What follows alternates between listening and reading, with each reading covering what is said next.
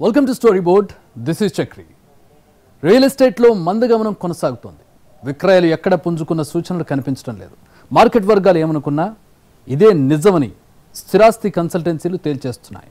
Real మాంద్యానికి market పరిమితులు, ప్రతికూల పరిస్థితులతో పాటు రియల్టర్ల స్వయంకృతం కూడా కారణమే అని చెప్పక తప్పదు.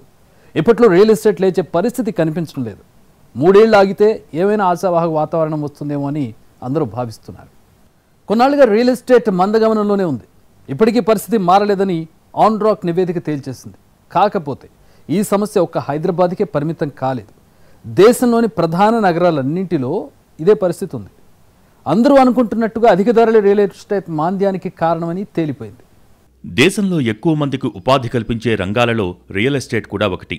అలాంటి రియల్ ఎస్టేట్ను కరోనా గట్టి దెబ్బ కొట్టింది. కానీ కరోనా తర్వాతి ఏడాది రియల్ బూమ్ కనిపించింది. కానీ ఆ తర్వాత నుంచి మందగమనమే కొనసాగుతోంది. అప్పట్నుంచి ఇప్పటిదాకా కరోనా ముందు నాటి పరిస్థితులు వస్తాయని రియల్టర్లు ఎదురు చూడటమే కానీ మార్కెట్ మాత్రం స్తబ్దుగానే ఉంది. ఏళ్లు గడుస్తున్నాయి కానీ రియల్ ఎస్టేట్ మాత్రం పుంజుకోవటం లేదు. హైదరాబాద్ సహా దేశంలోని 7 ప్రధాన నగరాలలో ఈ ఏడాది ఏప్రిల్, జూన్లో ఇళ్ల ధరలు సగటున 11% పెరిగాయని, ఇదే సమయంలో విక్రయాలు 20% తగ్గాయని స్థిరాస్తి కన్సల్టెంట్ సంస్థ అన్రాక్ వెల్లడించింది. 2024 ఏప్రిల్, జూన్లో 1,20,335 ఇళ్లు విక్రయం కాగా ఈ ఏడాది ఇదే కాలంలో 96,285 మాత్రమే అమ్ముడయ్యాయని తెలిపింది. Hyderabad, Delhi NCR, Mumbai metropolitan region, Bengaluru, Pune, Kolkata నగరాలలో గృహ విక్రయాలు తగ్గాయి. అంతర్జాతీయంగా పలు దేశాల మధ్య చోటు చేసుకున్న యుద్ధాల వల్ల కొనుగోలుదారుల సెంటిమెంట్ దెబ్బతింది. ఇల్లు కొనేందుకు వేచి చూసే ధోరణి అవలంబించారు. గత 2 ఏళ్లలో ఇళ్ల ధరలు భారీగా పెరగటమూ ప్రభావం చూపించింది. మన దేశం కూడా పాకిస్తాన్తో యుద్ధానికి దిగిన స్థితిలో రియల్ ఎస్టేట్ అంటేనే సామాన్యులు ఆమడ దూరం జరుగుతున్నారు.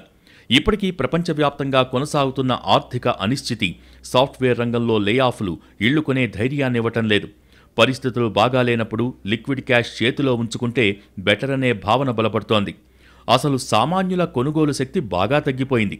కొద్దిమంది దగ్గర మిగులు డబ్బున్నా దాన్ని స్థిరాస్తిగా మార్చుకోవటానికి వారు ధైర్యం చేయటం లేదు. దీంతో ఏతావాత రియల్ ఎస్టేట్లో స్తబ్దత కనిపిస్తోంది. హైదరాబాద్కు నిత్యం 100 మంది ఉపాధి కోసం వస్తుంటారు. ఇలా ఇక్కడికి వచ్చిన వారిలో చాలామంది ఇక్కడే స్థిర నివాసం ఏర్పాటు చేసుకుంటున్నారు. అద్దెలు కట్టడానికి బదులుగా సొంత ఇంటి కోసం ఈఎంఐలు చెల్లించేందుకు సిద్ధమవుతున్నారు. అయితే ఇళ్ల ధరలు చూసి వెనకడుగు వేయాల్సి వస్తోంది. ఎందుకంటే హైదరాబాదులో ఇళ్ల ధరలు ఆకాశాన్నంటుతూ భయపెడుతున్నాయి. హైదరాబాద్లో 2024 ఏప్రిల్, జూన్ త్రైమాసికంలో 15,085 ఇళ్ల విక్రయాలు జరగ్గా ఈ ఏడాది 27% తగ్గి 11,040కి పరిమితమయ్యాయి. హైదరాబాద్లో రియల్ ఎస్టేట్ డౌన్ కావటానికి చాలా కారణాలు ఉన్నాయి. ఇక్కడ అవసరానికి మించి నిర్మాణాలు జరిగిపోయాయి. జనం అవసరాలను దాటి కన్స్ట్రక్షన్ పెరిగింది. సెకండ్ ఇన్వెస్ట్మెంట్ అందరూ చేయలేరు.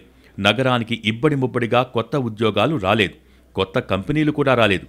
కమర్షియల్ స్పేస్ మిలియన్ల ఎస్ఎఫ్టీ ఖాళీగా పడి ఉంది. అపార్ట్మెంట్స్ సేల్స్ బాగా పడిపోయాయి.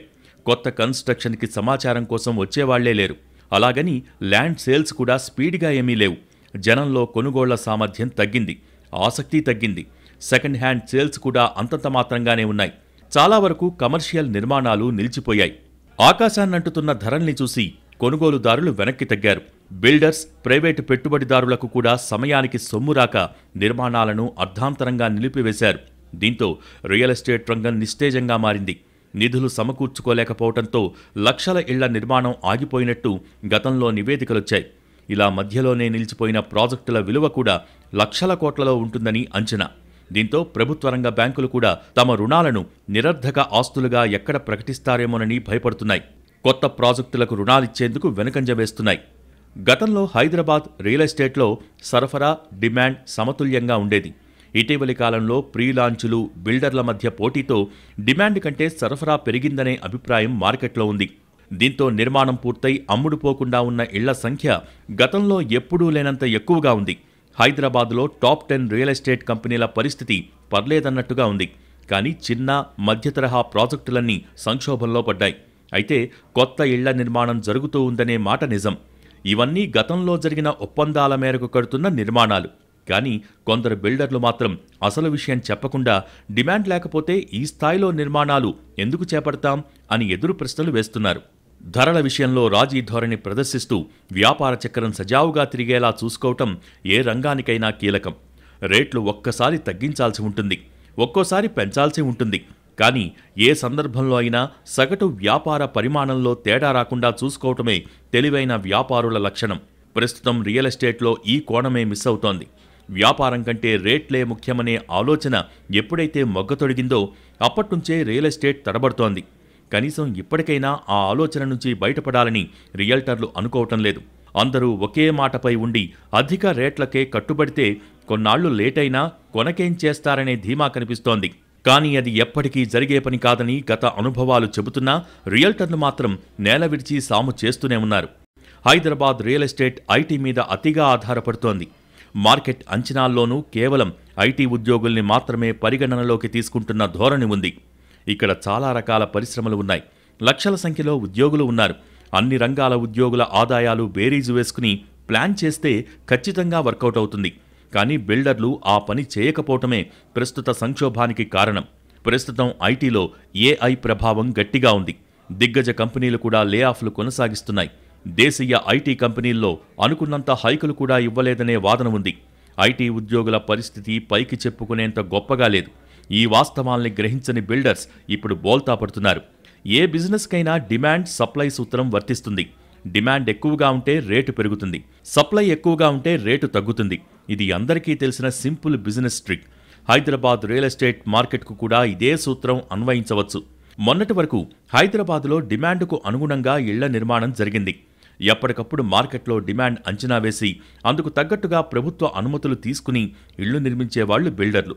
కానీ గత 3 ఏళ్లుగా ఈ పరిస్థితి మారింది. కొన్నాళ్లుగా హైదరాబాద్ రియల్ మార్కెట్ స్థిరంగా ఉంది కదా అని డిమాండ్ను ఎవరికి వారే ఊహించుకుని విచ్చలవిడిగా ఇళ్ల నిర్మాణం చేపట్టారు. హైదరాబాద్ శివార్లు దాటేసి ఔటర్ రింగ్ రోడ్ అవతల వరకు వెళ్లిపోయారు. నిర్మాణ వ్యయం కూడా భారీగా పెంచేశారు. జూబ్లీహిల్స్, మాదాపూర్ లాంటి ప్రైమ్ ఏరియాలతో సమానంగా ఔటర్ రింగ్ రోడ్ అవతల కూడా కొందరు ధరలు చెప్పారు. అదేమంటే ప్రపంచస్థాయి నిర్మాణ ప్రమాణాలని ఊదరగొట్టారు. కానీ ఇవన్నీ జనం నమ్మే పరిస్థితిలో లేరు. హైదరాబాదులో అపార్ట్మెంట్ కొనాలంటే ఆస్తులు కుదవపెట్టుకునే పరిస్థితిని బిల్డర్స్ తెచ్చారు. ప్రతి 3 నెలలకు ఓసారి స్క్వేర్ ఫీట్ ధరను 300 నుంచి 1000 రూపాయల వరకు పెంచటం, వాటిపై జీఎస్టీ, ఎమ్యూనిటీ ఛార్జెస్, మెయింటెనెన్స్ ఛార్జీలు అదనంగా వడ్డిస్తూ ఉండటంతో హైదరాబాదులో ఫ్లాట్ కొనాలంటేనే భయపడుతున్నారు కొనుగోలుదారులు.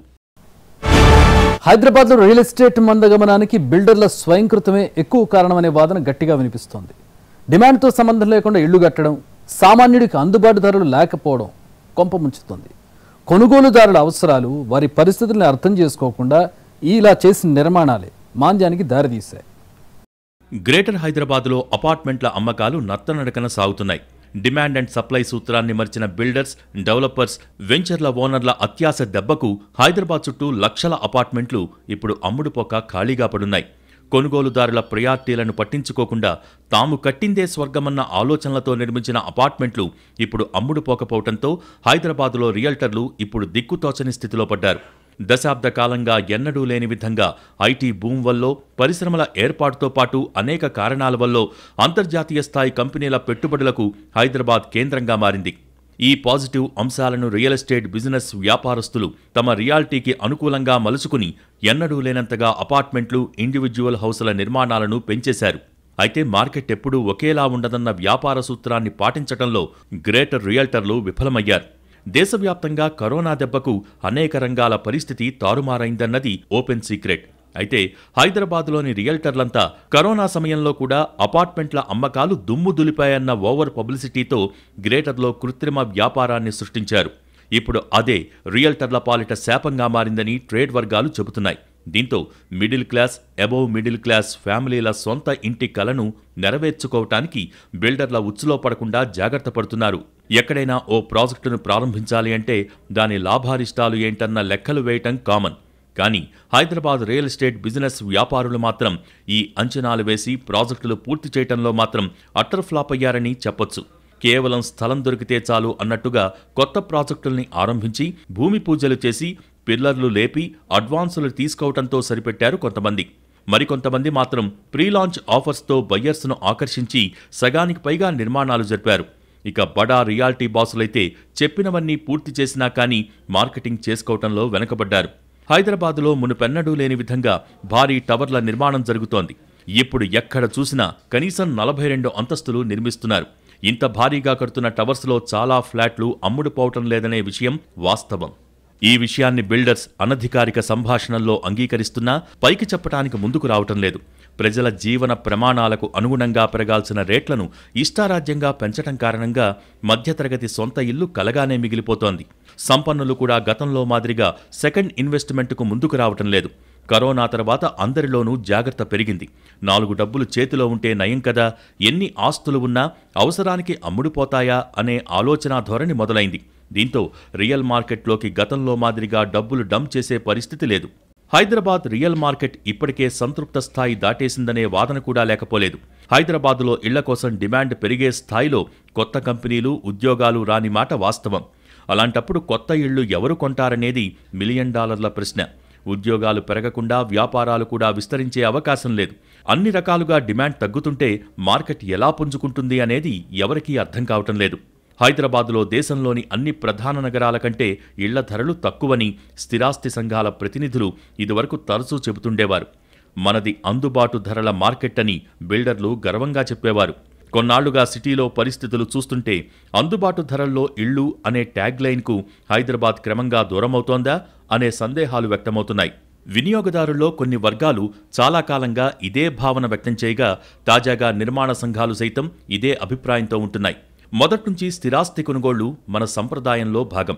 స్థిరాస్తి ఉంటే అవసరానికి ఆదుకుంటుందనే భావన ఉంటుంది. ఆ ఉద్దేశంతోనే సామాన్యులు వీలైనప్పుడల్లా భూములు కొనుక్కుంటారు. కానీ అసలు ఓ మోస్తరు సంపాదనాపరులు రియల్ మార్కెట్ ఊసెత్తడానికి కూడా భయపడేలా పెరిగిన రేట్లు, దాపురించిన పరిస్థితులు గడ్డు రోజుల్ని కళ్లకు కడుతున్నాయి. కొనాలనే ఆసక్తి లేని వారితో కూడా కొనిపించటం రియల్ ఎస్టేట్లో ప్రాథమిక మార్కెట్ సూత్రం. కానీ ఇప్పుడు ఆ పరిస్థితి లేదు. అవసరానికి ఇల్లు కొందామని ఎంక్వైరీకి వచ్చిన వారు కూడా బిల్డర్ల మాటలు చూసి భయపడి వెనక్కిపోతున్నారు. గుమ్మం ముందుకొచ్చిన లక్ష్మిని చేజేతులా కాలదన్నుకుంటే ఎవరేం చేస్తారు అనే సెటైర్లు పడుతున్నాయి. మార్కెట్ ఎలాగున్నా అవసరానికి ఇల్లు కొనేవారుంటారు. ఇప్పుడు అలాంటి కొన్ని లావాదేవీలు జరుగుతూనే ఉన్నాయి. కానీ ఆ లావాదేవీల సంఖ్యలోనూ పెరుగుదల నమోదు కాకుండా బిల్డర్లు అన్ని జాగ్రత్తలు తీసుకుంటున్నారు. కొంతమంది చూపించే మోడల్ ఫ్లాట్కు హ్యాండ్ ఓవర్ చేసే రియల్ ఫ్లాట్కు చాలా తేడా ఉంటోంది. కొందరు కొనుగోలుదారులు బిల్డర్స్పై వినియోగదారుల ఫోరాల్లో ఫైట్ చేసి అలసిపోతున్నారు. ఇలాంటి కేసులు పెరుగుతుండటంతో పెట్టుబడి పెట్టి మరీ తలనొప్పి కొని తెచ్చుకోవటం ఎందుకనే ధోరణి పెరిగిపోతోంది. రియల్ మార్కెట్ మందగమనంలో ఉండటంతో ఆ ప్రభావం నిర్మాణ రంగంపైనా పడుతోంది. వ్యవసాయం తర్వాత ఎక్కువ మందికి ఉపాధి కల్పించే నిర్మాణ రంగంలోనూ మెల్లగా స్తబ్దత ఆవరిస్తోంది. ఈ పరిస్థితి మరికొన్నాళ్లు కొనసాగితే రోజువారీ కూలీల పరిస్థితి అధ్వానంగా మారుతోందనే ఆందోళన కూడా లేకపోలేదు. ప్రస్తుతానికి మార్కెట్లో డిమాండ్ లేదని తేలిపోయింది. ఆ డిమాండ్ పెంచటానికి ఏం చేయాలో రియల్టర్లకు తోచటం లేదు. ఎవరైనా సలహా చెప్పినా వినటానికి సిద్ధంగా లేరు. ఎవరూ మెట్టు దిగకుండా రియల్ చక్రం కదిలే పరిస్థితులు లేవంటున్నారు నిపుణులు. మార్కెట్ వైపు నుంచి ఎవరూ చొరవ తీసుకోకుండా కొనుగోళ్ల సంగతి తర్వాత కనీసం ఎంక్వైరీలైనా పెరిగే ఆస్కారం లేదని తేల్చేస్తున్నారు. మరి రియల్టర్లు అసలేమనుకుంటున్నారనేది తేలాల్సి ఉంది. నిండా మునిగాక చలేముందని కొందరు, మరికొన్నాళ్లు వేచి చూద్దామని మరికొందరు భావిస్తున్నట్టుగా ఊహాగానాలు ఉన్నాయి. కానీ ఈ స్థాయిలో మార్కెట్ మందగమనం ఏ వర్గానికి మంచిది కాదు అనటంలో రెండో మాటకు తావేలేదు. అయినా సరే పరిష్కారం ఎలాగన్నది ఎవరికీ అంతుచిక్కటం లేదు. మార్కెట్ తనంతట తానుగా పుంజుకునే వరకు వేచి చూడటం మినహా మరో మార్గం లేదని కొందరు సీనియర్ బిల్డర్స్ అభిప్రాయపడుతున్నారు. స్థానిక, జాతీయ, అంతర్జాతీయ ఆర్థిక పరిణామాలు ఏవో ఒకటి కలిసి వస్తే ఇప్పటికీ రియల్ ఎస్టేట్ పుంజుకుంటుంది. కానీ అలాంటి సంకేతాలు ఎక్కడ కనిపించకపోవడమే అసలు సమస్య.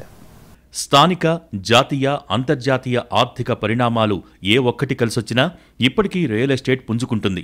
కానీ అలాంటి సంకేతాలు ఎక్కడా కనిపించకపోవటమే అసలు సమస్య. ఏ స్థాయిలో చూసినా ఏదో ఒక సమస్య కనిపిస్తోంది. దీంతో మంచి రోజులు వస్తాయని ఎదురు చూడటమే పనిగా మారుతోంది.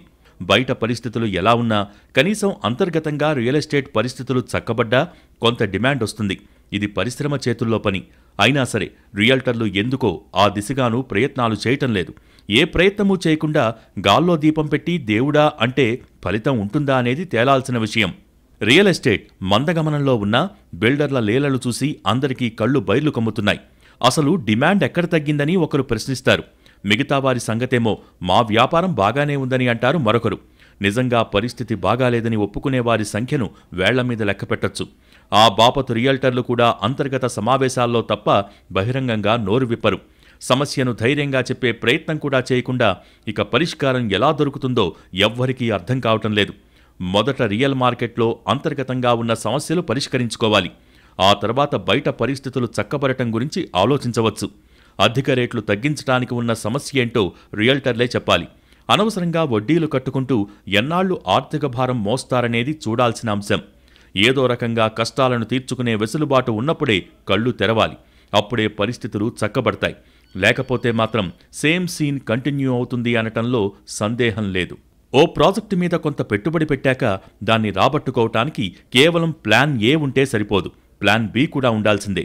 కానీ మెజార్టీ రియల్టర్ల దగ్గర మాత్రం ప్లాన్ ఏ కూడా ఉండటం లేదు. తాను పట్టిన కుందేటికి మూడే కాళ్ళు అన్నట్టుగా వ్యవహరిస్తున్నారు. కొనుగోలుదారులతో పంతాలకు పోయి ఏం సాధిస్తారో కూడా తెలియటం లేదు. చాలామంది మోడల్ ఫ్లాట్ను బాగా ముస్తాబు చేస్తే చాలు, చెప్పినంత రేటు కొనేస్తారనే భ్రాంతిలో ఉన్నారు. కానీ కొనుగోలుదారులకు రియల్ సీక్రెట్ తెలిసిపోయిందని గుర్తించటం లేదు. పొంతనలేని ధరలు చెప్పినప్పుడే రియల్టర్లపై ఉన్న కాస్త నమ్మకం కూడా చచ్చిపోయింది. ఇదే పరిస్థితి కొనసాగితే నిజాలు చెప్పినా ఎవరూ నమ్మరేమోననే గుబులు రియల్ వర్గాల్లో కనిపిస్తోంది. కేవలం 50 లక్షలకు పైబడ్డ ఫ్లాట్లు మాత్రమే నిర్మించటం కామన్ అయిపోయింది. అదేమంటే అంతకంటే తక్కువ రేటు తమకే గిట్టడం లేదంటున్నారు రియల్టర్లు. దీంతో ఓ వర్గం ముందుగానే రియల్ ఎస్టేట్కు దూరం అయిపోతోంది. 50 లక్షల్లోపు ఇల్లు కావాలి అనుకునేవారు ఆ సంగతి మర్చిపోవాల్సిందే అన్నట్టుంది రియల్ వర్గాల తీరు. సిటీ సెంటర్లో కాదు, కనీసం ఔటర్ రింగ్ రోడ్డు అవతల కూడా రేట్లు తగ్గించకపోవటం పుట్టి ముంచుతోంది. పైగా ప్రైమ్ ఏరియాల దగ్గర నుంచి శివారు ప్రాంతం వరకు దాదాపుగా ఒకే రేటు చెప్పటం కూడా అనుమానాలకు తావిస్తోంది. ఏదో గోల్మాల్ చేస్తున్నారని తేలికగా అర్థమవుతోంది. రియల్ ఎస్టేట్లో ఈ పెడపోకడలే కొనుగోలుదారుల్ని దూరం చేస్తున్నాయి. రియల్ ఎస్టేట్లో మళ్లీ ఆరోగ్యకరమైన ధోరణులు వస్తేనే మార్కెట్ లేచే అవకాశం ఉంటుంది. కాదంటే రియల్టర్ల వ్యవహార శైలిలో అయినా మార్పు రావాలి. ఇప్పటికిప్పుడు ఆర్థిక మాంద్యం పోయే సూచనలు లేవు కాబట్టి రియల్టర్లే ఓ మెట్టు దిగి రాజీ ధోరణితో అమ్మకాలకు సిద్ధపడాలి. అలా చేస్తే కాస్త నష్టాలతో బయటపడే అవకాశముంటుంది. కాదు కూడదంటే వడ్డీలకు చక్రవడ్డీలు పెరిగిపోయి నష్టాలు భారీగా పెరిగిపోయి మొత్తంగా కుప్పకూలే పరిస్థితి వస్తుంది. ఇప్పటికైతే రియల్ ఎస్టేట్ది మందగమనమే. ఎప్పుడు లేస్తుంది అనేది సమాధానం లేని ప్రశ్నే. రియల్ ఎస్టేట్లో మందగమనం ఇప్పటికిప్పుడు ప్రారంభం కాలేదు. కొన్నాళ్లుగా ఇదే పరిస్థితి ఉంది. ఎన్టీవీ కూడా 3 ఏళ్ల క్రితమే ఈ సంకేతాలు కనిపిస్తున్నాయని చెప్పింది. అప్పట్నుంచి రియల్ మాంద్యంపై వరుస కథనాలు ప్రసారం చేస్తోంది. ఎప్పటికప్పుడు ఇకనైనా కళ్ళు తెరవాలని రియల్టర్స్ను అప్రమత్తం చేస్తూనే ఉంది. కానీ బిల్డర్లు మాత్రం ముందే జాగ్రత్త పడలేదు. పైగా సమస్యను గుర్తించటానికే చాలా సమయం తీసుకున్నారు. తీరా చేతులు కాలిపోయాక ఆకులు పట్టుకునే ప్రయత్నం చేస్తున్నారు. కానీ అప్పటికే రియల్ ఎస్టేట్ను సమస్యలు చుట్టుముట్టాయి. మొదట్లోనే మేలుకుని ఉంటే కొన్ని గట్టి ప్రయత్నాలతో గట్టెక్కే అవకాశం ఉండేది. కానీ భ్రాంతిలో బతికేస్తూ వాస్తవాలు పట్టించుకోనందుకు ఇప్పుడు రియల్టర్లు భారీ మూల్యం చెల్లించాల్సి వస్తోంది. బిల్డర్లు అప్పుల్లో కూరుకుపోయారు. ₹3 వడ్డీలు కట్టలేక లబోదిబోమంటున్నారు. ఏ ఇద్దరు రియల్ ఎస్టేట్ వ్యాపారులు కలిసినా ఇప్పుడు పరస్పర ఓదార్పులే సరిపోతున్నాయి. కానీ ఇప్పటికైనా అందరూ కలిసి రేట్లు తగ్గించాలనే నిర్ణయం మాత్రం తీసుకోలేకపోతున్నారు. కనీసం చిన్న బిల్డర్లు కూడా సామాన్యులకు అందుబాటులో రేట్లు ఉంచకపోవటం మరింత నెగటివ్గా మారుతోంది. గతంలో కాస్త డబ్బులు మిగిలితే ఎవరి స్తోమతకు తగ్గట్టుగా వారు ఫ్లాట్లు, స్థలాలు కొనుక్కునేవారు. కానీ బిల్డర్ల అత్యాశ కారణంగా ఇప్పుడు ఎవరూ రియల్ ఎస్టేట్ ఎంక్వైరీలకు కూడా రావటం లేదనే అభిప్రాయాలు ఉన్నాయి. ఈ సమస్యలన్నీ రియల్టర్లు చేజేతులా కొని తెచ్చుకున్నవే అనటంలో సందేహం లేదు. మొదట భూములు అందుబాటు ధరల్లో ఉంటే దానికి తగ్గట్టుగా ఫ్లాట్లు నిర్మించి అమ్మే అవకాశముంటుంది. అందుబాటు ధరలు ఉంటే ఎక్కువ మంది కొనుగోళ్లకు మొగ్గు చూపుతారు. కాస్త అప్పు చేస్తే సొంత ఇల్లు కొనుక్కోవచ్చనే భరోసా ఉండాలి. కానీ ఏం చేసినా ఇల్లు కొనటం కుదిరే పని కాదనే స్థాయిలో భయపెట్టడం రియల్ మార్కెట్ పుట్టి ముంచుతోంది. ఎప్పుడైనా ఇల్లు అందరికీ అందుబాటులో ఉండదు. కానీ కాస్త హైజంప్ చేసైనా అందుకోగలమనే నమ్మకం కలిగించాలి. అలాంటి ధోరణే ఇప్పుడు లేకపోవటం రియల్టర్ల కొంప ముంచుతోంది. కొన్నాళ్ల క్రితం రియల్ ఎస్టేట్కు ఉన్న ఊపు వేరు. ఏ చిన్న ప్రకటన వచ్చినా, లీక్ ఇచ్చినా కూడా రియల్ మార్కెట్లో సందడి వాతావరణం కనిపించేది. కానీ ఇప్పుడు పరిస్థితి పూర్తిగా రివర్స్ అయింది. ఎవరేం చెప్పినా ఎవరికీ నమ్మకం కుదరటం లేదు. పైగా వచ్చినప్పుడు చూసుకుందాం, ఇవన్నీ జరిగినప్పుడు కదా అనే నిర్లిప్తత మార్కెట్లో రాజ్యమేలుతోంది. సాధారణంగా రియల్ మార్కెట్ బాగుపడాలంటే ఎంతో కొంత ఆశావహ వాతావరణం చాలా అవసరం. ఇప్పుడు ఆ వాతావరణమే లేకపోవడంతో ఏం చేయాలో అర్థం కాక రియల్టర్లు తలపట్టుకుంటున్నారు. రియల్ ఎస్టేట్ మందగమనానికి అధిక రేట్లు, మితిమీరిన నిర్మాణాలు, ఆర్థిక మాంద్యం లాంటి కారణాలు నిజమే అయినా అన్నింటికీ మించి అసలు కీలకం ఏదో ఉందనే వాదన కూడా ఉంది. కొనుగోలుదారుల్లో కొనాలనే కోరిక ఉండాలి. రియల్టర్స్లో ఏదోలా స్టాక్ అమ్ముకోవాలనే ఆలోచన ఉండాలి. ఇప్పుడు ఈ రెండూ లేకపోవడంతో మార్కెట్ నేలచూపులు చూస్తోంది. అలాగని అసలు రిజిస్ట్రేషన్లు కావటం లేదని ఎవరూ అనటం లేదు. కానీ చెప్పుకోదగ్గ పురోగతైతే లేదు. ఏదో అవుతున్నాయంటే అవుతున్నట్టుగా ఉంది వ్యవహారం. రియల్ ఎస్టేట్లో స్తబ్దత కేవలం హైదరాబాద్కే పరిమితం కాలేదు. దేశం, ప్రపంచం ఎక్కడ చూసినా ఇదే పరిస్థితి కనిపిస్తోంది. ఆర్థిక మాంద్యం ప్రభావం రియల్ ఎస్టేట్పై గట్టిగా పడింది. అమెరికాలో ట్రంప్ విధానాల కారణంగా గ్లోబల్ మార్కెట్లలో ఒడిదుడుకులు తప్పటం లేదు. ఈ ప్రభావం రియల్ మార్కెట్పై గట్టిగానే పడింది. అదే సమయంలో అంతూపొంతూ లేకుండా సాగుతున్న ఉక్రెయిన్ యుద్ధం, అంతంత మాత్రంగా ఉన్న యూరప్ స్థితిగతులు కూడా రియల్ ఎస్టేట్పై ప్రతికూల ప్రభావం చూపిస్తున్నాయి. అటు చైనాలోనూ రియల్ మార్కెట్ బాగాలేదు. ఇలా ఎక్కడా సానుకూలత లేక రియల్ ఎస్టేట్ నేలచూపులు చూస్తోంది. ఇక మన దేశం విషయానికొస్తే రియల్ మార్కెట్కు ఎన్ఆర్ఐ పెట్టుబడులు కీలకం. కానీ ట్రంప్ వచ్చాక ఎన్ఆర్ఐల రెమిటెన్స్లపై పన్నులు వేస్తామనే ప్రతిపాదనతో రియల్ మార్కెట్పై పిడుగుపడింది. ఈ దెబ్బతో ఎన్ఆర్ఐ పెట్టుబడులు అనుమానమే అన్న వాదన గట్టిగా వినిపిస్తోంది. గతంలో మాదిరిగా ఎన్ఆర్ఐ పెట్టుబడులు వస్తాయా రావా అనే గుబులు రియల్ ఎస్టేట్ వర్గాల్లో కనిపిస్తోంది. ఇటీవలే కొన్ని దేశాల్లో నిర్వహించిన రియల్ ఎక్స్పోలకు కూడా పెద్దగా స్పందన రాలేదు. అసలు సామాన్యుల చేతిలో డబ్బు లేకుండా రియల్ ఎస్టేట్ లావాదేవీలు ఎలా పెరుగుతాయనేది మరో చర్చ. అత్యవసరాలు, నిత్యావసరాలకే డబ్బులు వెతుక్కునే స్థితిలో సామాన్యులు సొంత ఇంటి కలను వాయిదా వేసుకుంటున్నారు. దీనికి తోడు హైదరాబాద్ రియల్ ఎస్టేట్ మార్కెట్లో అధిక ధరలు సామాన్యుల్ని మరింతగా భయపెడుతున్నాయి. ఈ రేట్లు చూసి సెకండ్ హ్యాండ్ ఇళ్లు కొనేవారు కూడా ఆగుతున్నారు. అసలు ఎందుకింత రేట్లు పెంచుతున్నారని ఆరా తీస్తున్నారు. సాధారణంగా రేట్లు పెరగాలంటే కొన్ని ప్రాతిపదికలుంటాయి. కానీ ప్రస్తుతం అలాంటి పరిణామాలేవీ లేకపోయినా రియల్టర్లు కూడబలుక్కుని 3 నెలలకోసారి రేట్లు పెంచుతున్నారు అనేది సామాన్యుల భావన. ఈ విషయం వెలుగు చూశాక కొన్నాళ్లపాటు రియల్ మాటెత్తకపోవటమే మంచిదనే నిర్ణయానికొస్తున్నారు.